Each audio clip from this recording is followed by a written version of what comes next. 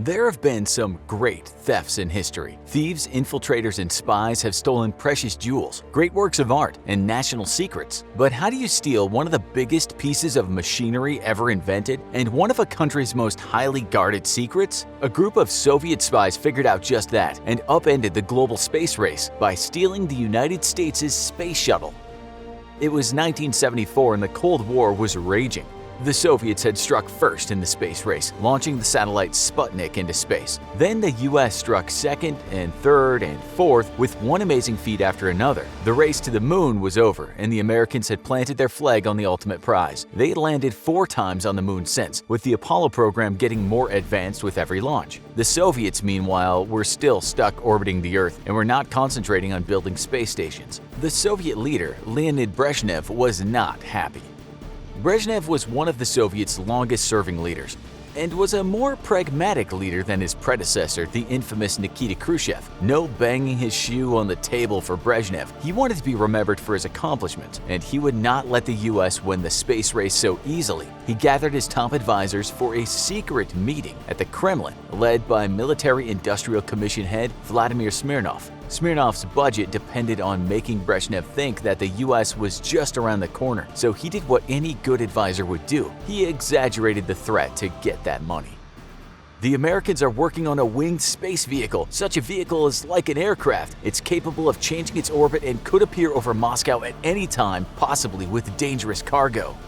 This was the Space Shuttle, still in development in America as a replacement for the Apollo program. Soviet spies had been watching the US space program for decades, but this new development had Brezhnev in a panic. He quickly authorized Smirnov to find the money and develop a program to catch the Americans, one way or another. Smirnov also had the backing of the Soviet military leader, Marshal Dmitry Ustinov. One of the old guard, he was still deeply invested in defeating the United States, and he was intrigued by the idea of a space bomber, even as relationships between the Soviets and the US were warming. A treaty banning nuclear weapons in space was under discussion, but the Soviets were not ready to disarm first. If there's one thing governments are known for, it's for operating quickly and without red tape that delays things. So it was almost 2 years before the project was authorized in February 1976, and they appointed Colonel General Alexander Maximov to lead shuttle development. There was just one problem. The Soviets had no idea how to build a space shuttle, as they only had second-hand reports of American development. Many divisions of the military and development sectors competed to create the design for the Soviet space shuttle, but none met with the approval of their bosses. A 1960 spaceplane designed called the Spiral was revived and retooled but rejected because it didn't resemble what the Americans were doing. The problem was clear. No design by the Russian scientists would be acceptable because the leadership didn't want their own design. They wanted the American shuttle.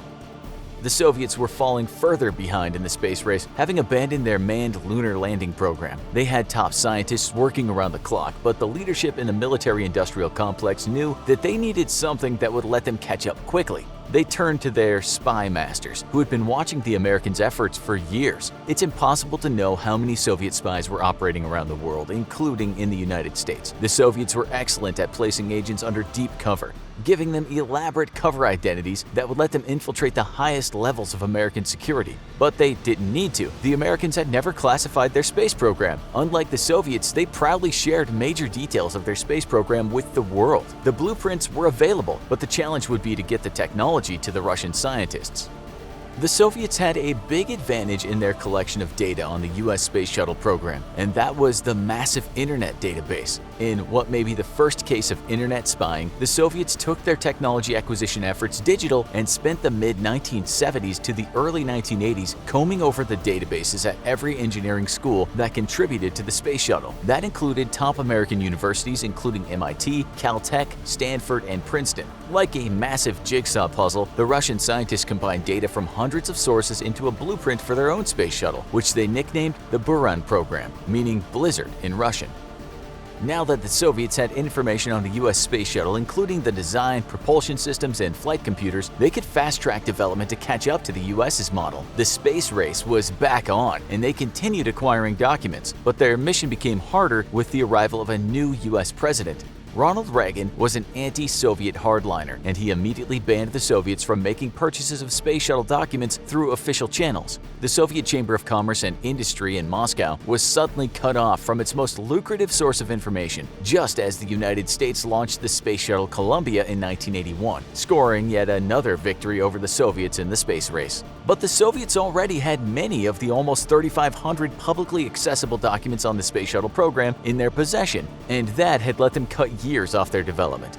As the Buran took shape in Soviet rocket labs, it was unmistakable. It would be a carbon copy of the Columbia structure. They'd saved billions and eliminated the need for hundreds of hours of tests because they were using already tested blueprints. But as the Soviet shuttle program launched up, the US would not let this go unanswered, and the US government was about to strike back with one of the greatest counterintelligence operations of the Cold War. The CIA's own spies had gotten wind of the Soviets' intelligence efforts, and they were ready to strike back. The US government weaponized the Soviets' own program against them. They knew that the Soviets had their spies in the United States funneling them information on the shuttle program even after the Reagan administration had cut off their direct supply. Because the documents weren't classified, the government couldn't arrest the suppliers, but they could give them faulty information that would sabotage the Soviet program.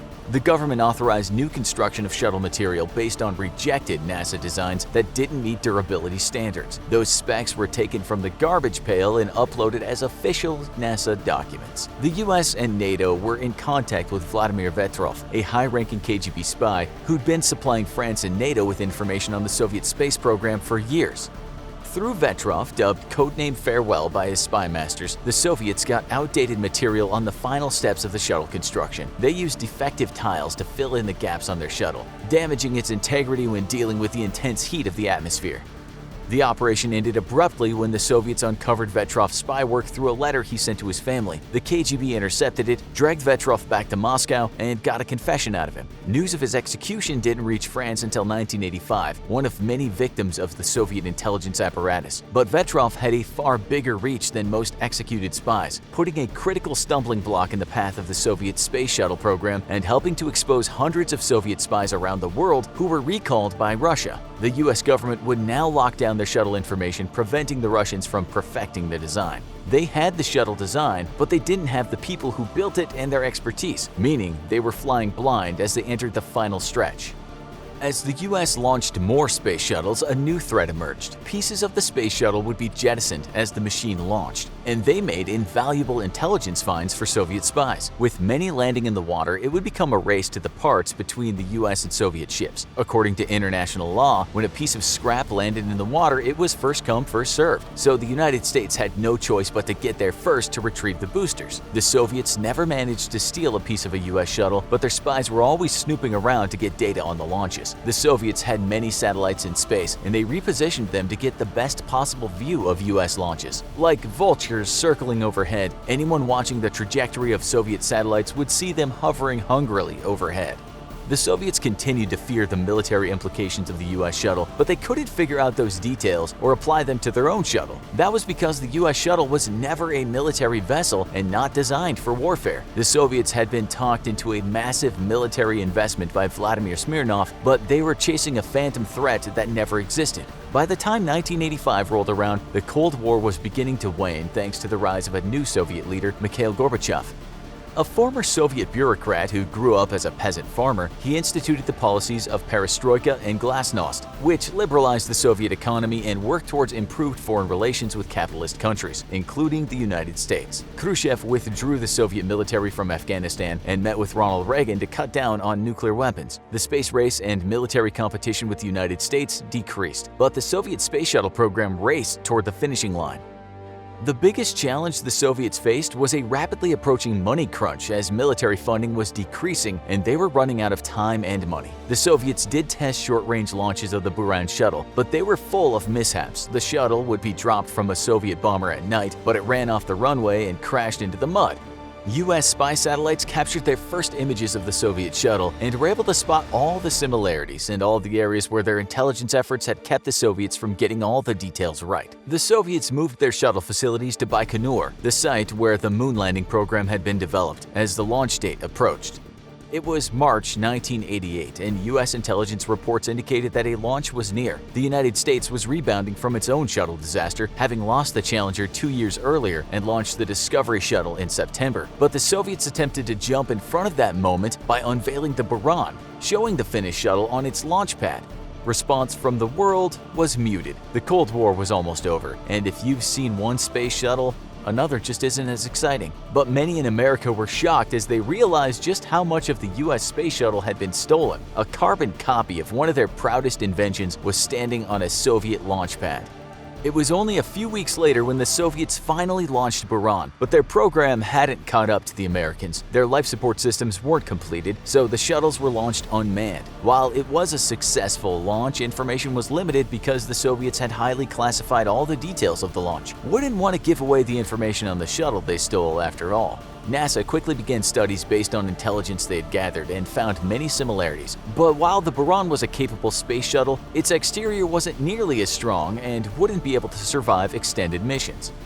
The Soviets had successfully stolen the US space shuttle design, but there was one thing they couldn't account for: the slow collapse of the Soviet Union. Funding for the shuttle dried up. Future launches were canceled, and construction on the sister ships was shut down. The Buran ended its life stationed at the hangar in Baikonur, a monument to Soviet ambition, until the ceiling collapsed in 2002, taking the Soviet shuttle with it. The Cold War was a distant memory, and thanks to a structural failure in the hangar, so is the Buran.